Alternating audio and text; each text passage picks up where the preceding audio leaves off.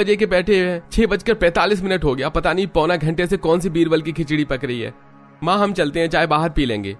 मनोज, सुबह का आहार छोड़कर नहीं जाते। अब बहुओं की भी क्या गलती है। बरखा बूंदी का मौसम है, कभी कभार आंच जोड़ने में टाइम लग जाता है। माँ अगर सुबह थोड़ा जल्दी उठकर तुम्हारी बहुएं रोटी पानी बना देंगी तो हम भी टाइम से खाकर निकल जाएंगे। इन दिनों बरसात में फैक्ट्री में काम बढ़ गया है। डेली हम 5 भाइयों को 10,000 मैगी के पैकेट्स का ऑर्डर बनाकर तैयार करना पड़ता है। जिस दिन 10,000 पैकेट नहीं बनते तो सेठ लेट तक रोक के ऑर्डर तैयार करवाता है। उमेश बेटा, तुम्हारी फैक्ट्री में काम बढ़ने से तुम लोगों के सेठ को फायदा है। वो खुद तो नोट छाप रहा है और तुम लोगों को महीने का वही 8,000 रुपए तनख्वाह दे देता है। बेचारी पूरा महीना बहू को हाथ खींच कर रसोई चलाना पड़ता है। तुम पांचों को अपने सेठ को तनख्वाह बढ़ाने के लिए बोलना चाहिए। माँ, सेठ को बोलने से कोई फायदा नहीं। पता है अभी बरसात के चलते सारे मजदूर बेरोजगार बैठे हैं। काम की इतनी मारामारी है कि महीने के 4-5 हजार में भी लगने को तैयार हैं लोग। वो तो मैगी बनाने में हम 5 भाई का हाथ जम गया है, वरना सेठ हमें हटाकर उन्हें रख लेता। गरीबी और बेरोजगारी इतनी ज्यादा बढ़ गई है कि एक गरीब की रोटी दूसरा गरीब छीनकर खाने को तैयार बैठा है। फिर भी एक बार तनख्वाह बढ़ाने के लिए बात करके देखना, क्योंकि घर और रसोई को पक्का करवाना बहुत जरूरी है बेटा। बरसातें लग गई हैं। तभी रीता मिट्टी के रसोई में से चाय लेकर आती है। लीजिए, चाय उठा लीजिए। अरे रात में हम चाय बनाने के लिए आधा किलो दूध लेकर आए थे, फिर ये लाल चाय क्यों बनी है? अजी, पूरा आधे किलो दूध में बरसाती कीड़े पड़ गए थे। पिछले 4-5 दिन हो गए रसोई की खिड़की का पल्ला टूटे, लेकिन आप पांचों भाई से मरम्मत नहीं हो रही। खिड़की के पाले से बारिश का पानी रसोई के अंदर घुसा जा रहा है। कल आधी किलो चीनी सील कर पिघल गई। कोई नहीं, कैसे भी आज टाइम निकाल कर फैक्ट्री से आते मैं खिड़की बंद कर दूंगा। अजी, एक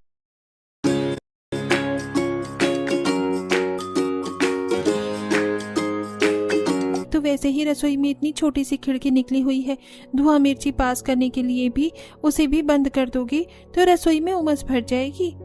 मनोज बेटा, मैं तो बोलती हूँ रसोई में इस बार नई खिड़की डलवा दो। वैसे भी खिड़की की लकड़ी को दीमक ने खा कर खोखला कर दिया है। माँ, पुरानी रसोई में नई खिड़की लगवाने का कोई फायदा नहीं है। थोड़े दिन रुक जाओ, किसी तरह थोड़े पैसे जोड़कर नई रसोई बनवा देंगे। कुछ ही देर में पांचों भाई चाय पीकर मैगी की फैक्ट्री में चले जाते हैं। तभी अनीता कलावती से खाना बनाने के लिए पूछती है। माँ जी, पापा जी, खाने में क्या बना दो? देख ले मंजली बहू, तुझे जो ठीक लगे वही बना ले। बहू, रोज रोज ये रोटी भात खा खा कर मेरा तो मन पक गया है। बारिश का मौसम भी हो रखा है, आटे के गुलगुले बना लो। पापा जी, गुलगुले बनाने के लिए रसोई में रिफाइंड डालडा खत्म हो गया है। बहू, गुलगुले छोड़ दे, ऐसा कर थोड़ा तेल चुआकर मीठा चीला बना दे। बरसात का मौसम भी बना रखा है, बड़ा मन कर रहा है। ससुर के चीला खाने की फरमाइश सुनकर कलावती भड़क जाती है। बहू, कोई जरूरत नहीं है चीला बनाने में तेल लगाने का। एक तो वैसे ही कड़वा तेल का दाम इतना तेज हुआ पड़ा है। 1 किलो तेल 200 रुपए का आ रहा है। यहाँ रसोई की खर्ची चलाना इतना मुश्किल पड़ रहा है, इन्हें फरमाइश सूझ रही है। अरे कलावती, अब चुप हो जाओ।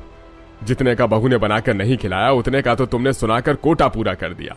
इसी से मेरा पेट भर गया। बहू, मेरा खाना अब मत बनाना। माँ जी, पापा जी, आप दोनों झगड़ा मत कीजिए। और माँ जी, मैं कम तेल लगाकर चीला बना दूंगी, ज्यादा तेल खर्चा नहीं करूंगी, बनाने दीजिए ना। ठीक है अनीता बहू, जा बना दे, मगर 50 या 100 ग्राम तेल से ज्यादा खर्चा नहीं होना चाहिए। तब अनीता और बाकी चारों जुगाड़ू बहू रसोई में आती हैं, जहाँ कावेरी कहती है, अनीता, बोतल में तो चुल्लू भर तेल है, उतने में तो सब्जी भी नहीं छौंक पाएगी। तुम पापा जी को किस में चीला बनाओगी? अनीता रसोई के कोने में खाली पड़े तेल की बोतल को देखने लगती है, जिसमें थोड़ा थोड़ा तेल बचा पड़ा था, जिससे उसका जुगाड़ू दिमाग चलता है। हो गया तेल का जुगाड़। बड़ी जिठानी जी, आप आटा और गुड़ घोलो, तब तक मैं तेल निकालती हूँ। आज हमारा पूरा परिवार चीला खाएगा। मेरी तो समझ में नहीं आ रहा है देवरानी जी, तुम्हारे मन में मोतीचूर के लड्डू क्यों फूट रहे हैं, जबकि रसोई में 1 बूंद एक्स्ट्रा तेल नहीं है। तब रीता कटोरी में आटा छानती है और सबसे छोटी बहू एक पतीले में पानी डालकर गुड़ की ढेली डालती है। बारिश के जल्दी डिब्बे में रखे ये 1 किलो गुड़ पिघल गया। अच्छा हुआ आज इस्तेमाल हो जाएगा। अनीता एक एक करके सारी बोतल में से तेल एक कटोरी में निकाल लेती है, जो कि लगभग आधी कटोरी तेल था। देखा, थोड़ा थोड़ा करके सारी बोतल में से आधा कटोरी तेल भर गया। क्या बात है देवरानी जी, तुमने तो एकदम धांसू जुगाड़ लगाया, बिना खर्चा किए तेल का इंतजाम हो गया। जेठानी जी, बूंद बूंद से ही तालाब भरता है। अनीता चूल्हे पर तवा चढ़ाकर चीला बनाना चालू करती है। तभी एकदम से मौसम खराब होकर बिल्कुल रात जैसा कर देता है। जोर जोर से बिजली चमकने लगती है और बारिश चालू हो जाती है, जिससे अब पांचों के घर, रसोई दोनों की छत चूने लगती है और जिस जगह चूल्हा रखा होता है वहां की दीवार की दरार से तेजी से पानी भरने लगता है। बेड़ा गर्क हो इस बरसात का। जब देखो हम पांचों के खाना पीना बनाने के टाइम पर ही चालू हो जाती है। 2 दिन पहले ही तो चूल्हा चौका यहाँ खिसका कर किया था, अब यहाँ की दीवार से पानी आ गया। अनीता, हम पांचों बहू के पास इस कच्ची रसोई में खाना पीना बनाने करने के सिवा कोई दूसरा चारा भी तो नहीं है। गर्मी के मौसम में तो किसी तरह दोनों टाइम का खाना खुले आंगन में कर लेती थी, मगर बारिश में क्या हो पाए। देखते देखते रसोई की दीवार में तेजी में पानी अंदर आने लगता है। तभी छत से भी 2-4 बूंद तवे पर टपक जाती हैं। मेरा हाथ। देवरानी जी, तुम ठीक तो हो? जब देख रही हो कि रसोई की दीवार छत से पानी चू रहा है तो गरम तवे के पास क्यों बैठी थी? रीता भाभी, ऐसी तो रसोई का राशन पानी भीग जाएगा, कुछ जुगाड़ लगाना पड़ेगा। तब छोटी बहू नीतू रसोई में बोरी में रखी सूखी मिट्टी लेती है और बावर्ची खाने के जिस दीवार से बारिश का पानी अंदर आ रहा होता है वहां पर लिपाई कर देती है, जिससे रिसाव रुक जाता है। इस दीवार का जुगाड़ तो हो गया, मगर इस चूते हुई छत से बारिश का पानी अंदर आने से हम कैसे रोकें? हमारे पास तिरपाल भी नहीं है कि छत पर लगा दें। तभी तिरपाल से सुमन के दिमाग की बत्ती जल उठती है। जल उठा बल्ब। माना कि हमारे पास बड़ी तिरपाल नहीं है, लेकिन हम पांचों ने जो मैगी के पैकेट से चटाई बनाई थी उसे ही फिलहाल के लिए छत पर लगा देते हैं, पानी तो रुक जाएगा। सुमन की जुगाड़ू आइडिया बाकी चारों बहू कावेरी, रीता, अनीता, नीतू को भी जंचती है। अब नीतू सुमन मैगी के पैकेट की चटाई लेकर बाहर आती है और सुमन लकड़ी का जीना लगाकर छप्पर पर चढ़कर मैगी के पैकेट वाली चटाई को बिछाने लगती है। जेठानी जी, जल्दी से नीचे आ जाइए। नीतू, ये चटाई छप्पर पर टिके तब तो मैं नीचे उतरूं। इतनी तगड़ी तेज हवा में चटाई नहीं रोक पा रही। जेठानी जी, चटाई डालकर चारों तरफ ईंट रख दीजिए, उसे हवा चलेगा तो भी मैगी की पन्नी उड़ेगी नहीं। करके देखती हूँ, शायद इस जुगाड़ से काम बन जाए। तब सुमन आंधी बारिश में भीगते हुए चटाई पर ईंट सजाने लगती है। वहीं सुजाता अपने 1 मंजिल वाले पक्के मकान की बालकनी पर खड़ी होकर खिल्ली उड़ाती है। हे भगवान, ये पड़ोसी तो जितने करीब हैं उतने ही लिच्चड़ हैं। इतनी भी औकात नहीं है कि थोड़े पैसे डालकर मकान में लेंटर डलवा ले। आंटी जी, आपको मेरे परिवार के मसले में बोलने की कोई जरूरत नहीं है। खुद तो अपनी बहू बसा नहीं सकी, कम से कम हमारी सास ने हम पांचों बहू को साथ में रखा, चाहे कच्चा मकान क्यों ना हो। सुमन का कड़वा जवाब सुनकर सुजाता को मिर्ची लग जाती है। थोता छना बाजे खना, 1 पैसे की औकात नहीं है और इन 2 कौड़ी के गरीब बहू के तेवर देख लो। बड़बड़ाते हुए सुजाता बालकनी से अंदर चली जाती है। सुमन, नीतू भी घर के अंदर आ जाती है, जहां रसोई के हिस्से वाली छत ढकी होने के चलते चूना बंद हो चुका था, लेकिन मकान का आधा हिस्सा टपक रहा था। इस सावन भादों के मौसम ने तो खाना पीना सोना सब कुछ दू भर करके रख दिया है। अरे बहुत बैठे क्या हो, उठो खटिया खींचो, वरना मचान का पानी चू चू कर खटिया भी कर सद जाएगा। अरे भगवान, जब देखो झझक कर क्यों बोलती हो, लो उठ गया। कलावती खटिया खींचकर सूखी सतह के नीचे कर देती है।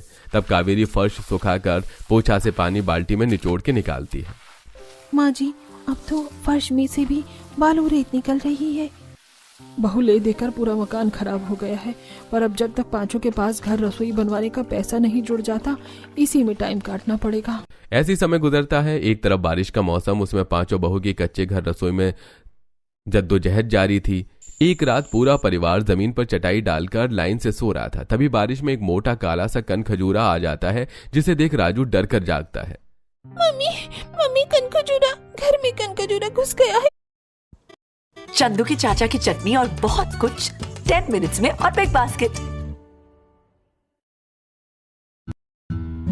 उठो। कच्ची नींद में सोया पूरा परिवार उठकर बैठ जाता है, जहां कन खजूरा तेजी से रेंगते हुए चलने लगता है। अनीता चप्पल से मारती है। हाय छी छी छी जेठानी जी, आपने इस कन खजूरे का तो कचुम्बर निकाल दिया मार मार कर। मगर इतना काला मोटा कन खजूरा घर में आया कहाँ से? अगर गलती से बच्चों के कान में घुस जाता तो? अरे बहू, बारिश का मौसम है, ऊपर से दीवार में जगह जगह दरार हो रखी है, कहीं से घुस गया होगा। अजी, आप पांचों भाइयों ने सेठ से बात करी कि नहीं? थोड़े पैसे एडवांस लेकर घर की मरम्मत करवा दो। आज तो सेठ फैक्ट्री में आया भी नहीं था, कल आता तो बात करते हैं।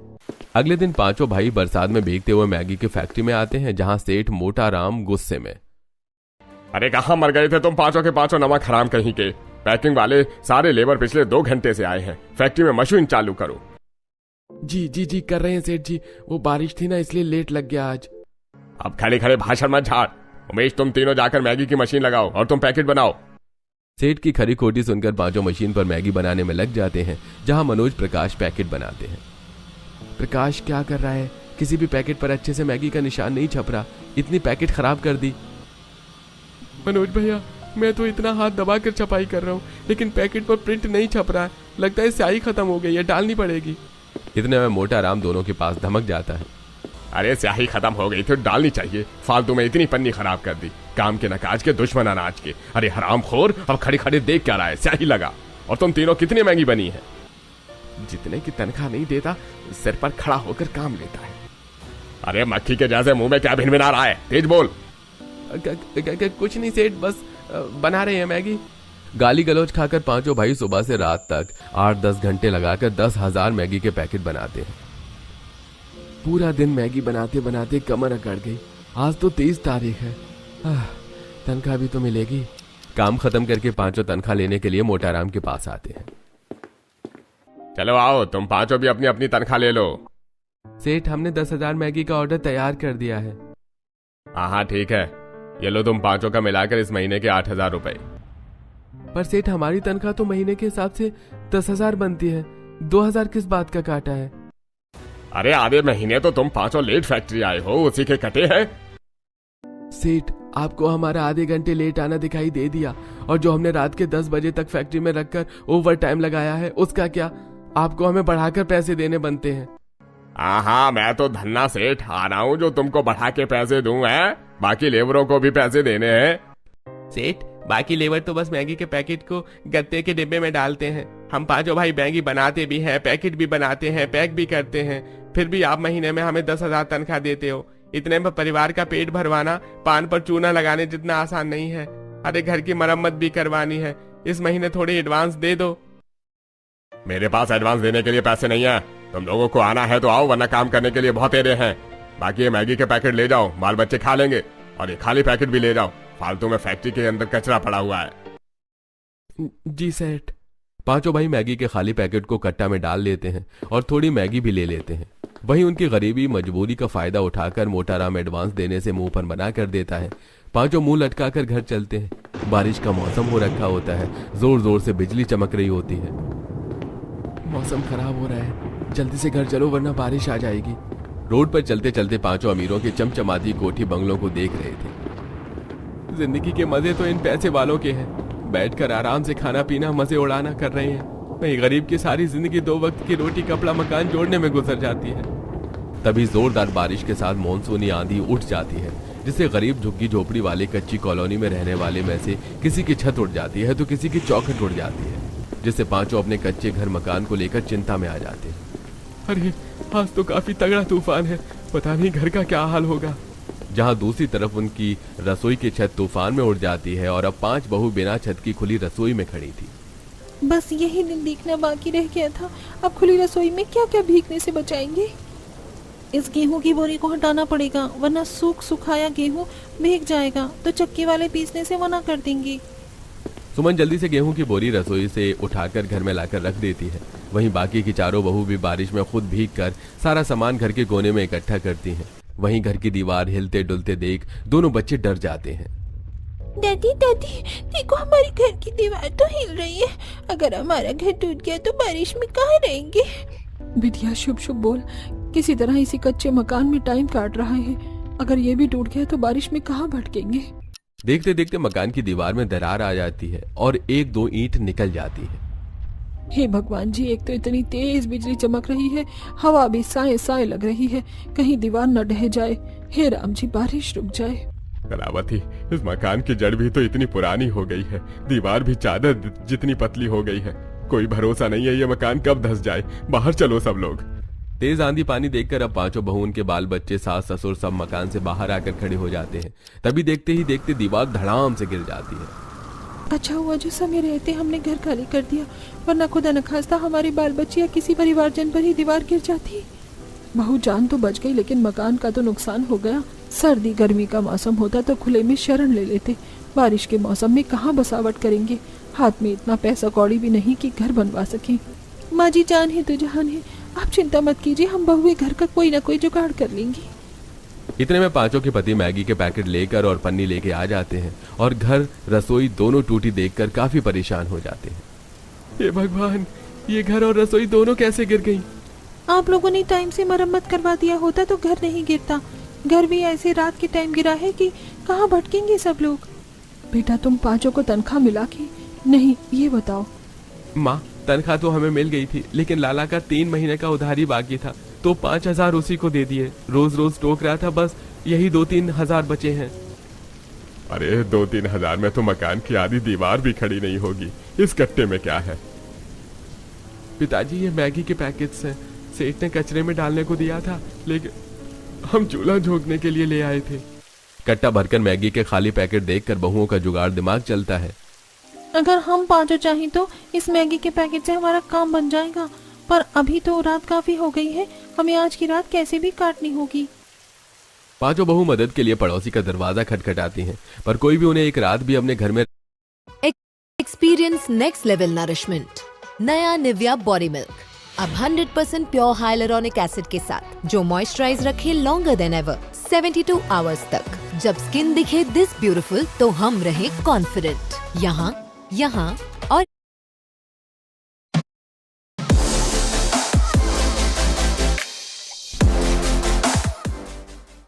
रखने को राजी नहीं होता।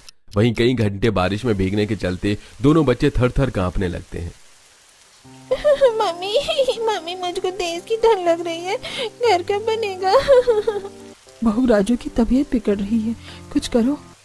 पांचों डबडबाई आंखों से इधर उधर देखती हैं और अब पूरा परिवार एक बंद करे घर के छज्जे के नीचे खड़े हो जाते हैं, जिससे सब बारिश में भीगने से बच जाते हैं। अगले दिन सुबह इस मैगी के पैकेट से हमारा घर और रसोई का जुगाड़ हो जाएगा। अरे, अब तुम पांचों मैगी के पैकेट से कौन सा नया जुगाड़ बिठाने वाली हो, हमें भी बताओ। अजी आप पांचों भाई मिलकर केवल घर के अंदर से दीवार का मलबा हटा दीजिए, फिर देखिए बगैर मिस्त्री लगाए हम पांचों जुगाड़ू बहू कैसे घर रसोई बनाकर दिखाती हैं। जैसी बारिश छूटती है पांचों भाई घर में गिरी दीवार को हटाने लगते हैं। वहीं अब दो बहुएं उस मिट्टी का भी जुगाड़ लगाती हैं।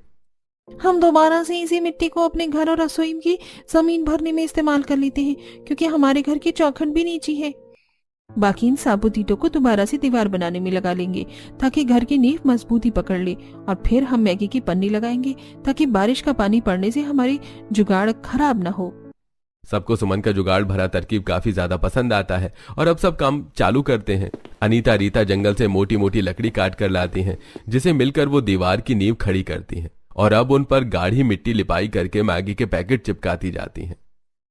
मम्मी मुझको भी मैगी के पैकेट लगाना आ गया है, मैं भी आपके साथ दीवारों पर मैगी के पैकेट लगवाती हूँ ताकि काम जल्दी होगा। हाँ ठीक है बिटिया, ये लो तुम भी लगाओ, पर एक भी मैगी का पैकेट खराब मत करना। अब तीन बहुएं मिलकर मैगी के पैकेट से जुगाड़ू घर बनाती हैं और दो बहू रसोई की खुली छत के लिए पैकेट को जोड़ जोड़ कर बड़ी सी मैगी पन्नी की तिरपाल बनाकर अपनी छत ढकती हैं। इस मैगी की पन्नी की छत से अब बारिश का पानी रसोई के अंदर तो नहीं आएगा, लेकिन इतनी हल्की छत तूफान में टिक नहीं पाएगी, इसलिए हमें कोई जुगाड़ लगाना होगा ताकि छत की सतह मजबूत हो सके। तो फिर हम ऊपर से घास और फूले बिछा देते हैं, इससे बारिश का पानी सोख लेगा तो हर समय समय पर घास बदल लेंगे। अब नीतू सुमन जंगल से घास फूस इकट्ठा करके आती है और पूरी रसोई की छत को अच्छे से ढाप देती है और बची हुई मैगी के पैकेट को दीवारों पर अच्छे से लगा देती है। अब पांचों जुगाड़ू बहू की मैगी की रसोई और घर दोनों पूरी तरह से बनकर तैयार हो चुका था।